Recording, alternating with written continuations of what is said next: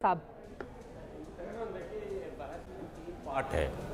एक पार्ट तो जो कांग्रेस पर आरोप लग रहे हैं उस पर बात होनी चाहिए कि क्या वाकई ये जो सैफरन टेररिज्म की बात आई थी, भगवा आतंकवाद की बात आई थी, ये क्यों आई।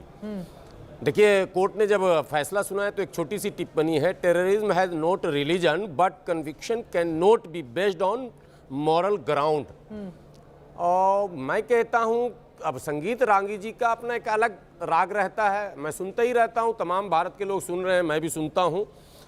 इनका तो एकदम एक बना हुआ है निशाना के बस जब दागेंगे तो उसी में दागेंगे। लेकिन सच्चाई जो है वो उस पर बहस होनी चाहिए। क्या वाकई सच नहीं है? नहीं, जो बोल रहे हैं वो झूठ बोल रहे हैं। नहीं, ये इनका तो कहना है कि बस एक धर्म इस्लाम है जिसमें आतंकवाद की शिक्षा दी जाती है, तो ये लिमिटेड दायरे में ही चलते हैं। नहीं, लेकिन अब उन्होंने ये आरोप लगाया कि आतंकवादी एक मजहब से ताल्लुक रखते हैं। नहीं, ये आरोप वो तब लगाएंगे जब आज मालेगांव ब्लास्ट में सिर्फ इनोसेंट क्या कहते हैं नहीं कहा गया, पूरी एक लिस्ट है जिसमें 14 की लिस्ट मेरे पास है मुकदमे में, जिसमें 10 साल, 12 साल, 5 साल, 15 साल, 17 साल मैंने कैद में रहने के बाद हाई कोर्ट और सुप्रीम कोर्ट ने बाइज्जत बरी किया, बेदाग बताया।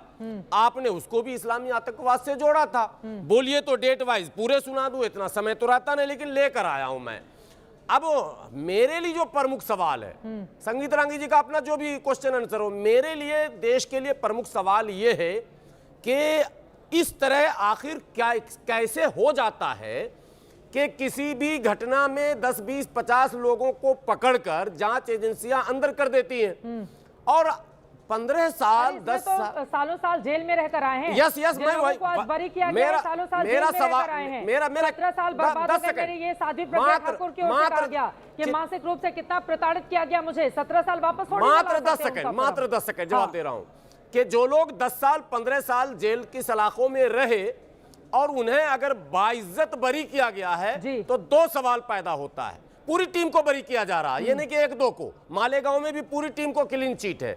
सवाल यह है कि ये सारी घटनाएं आखिर घटी कैसे, कौन लोग थे बम फोड़ने वाला। घटना तो घटी है ना, घटना का तो इनकार नहीं कर सकते। चाहे मुंबई ब्लास्ट हो, चाहे समझौता ब्लास्ट हो, चाहे मक्का मस्जिद ब्लास्ट हो, चाहे मालेगांव ब्लास्ट हो, घटना तो घटी। तो आखिर ये घटना किसने घटाई, एक सवाल। दूसरा कि आप जांच एजेंसियां जबरन इनोसेंट को क्यों पकड़ ली, कैसे पकड़ ली। और इकबाल जुर्म की बात कर दूं, इसमें मालेगांव में भी इकबाल जुर्म हो चुका। 2 लाइन में जल्दी से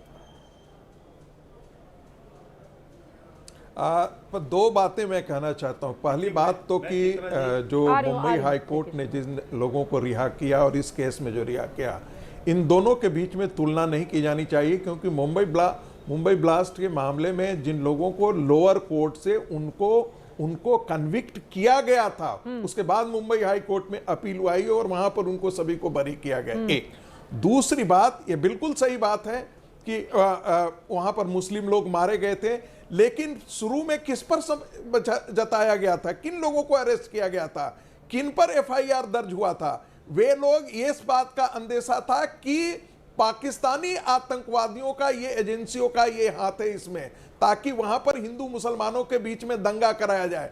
ये बाद में जाकर के ये केस जो है वो नवंबर में रजिस्टर किया गया और ये जानबूझ करके रजिस्टर किया गया। कोई एक भी डायरेक्ट साक्ष्य आधार फैसला आया है, मुंबई हाई कोर्ट ने कहा था ना एनआईए ने कहा, सुप्रीम कोर्ट का फैसला है। मेरी बात सुन लीजिए, अक्षरधाम वाले मामले में सुप्रीम कोर्ट का फैसला है सर, हाई कोर्ट का नहीं है। के पास सुन लीजिए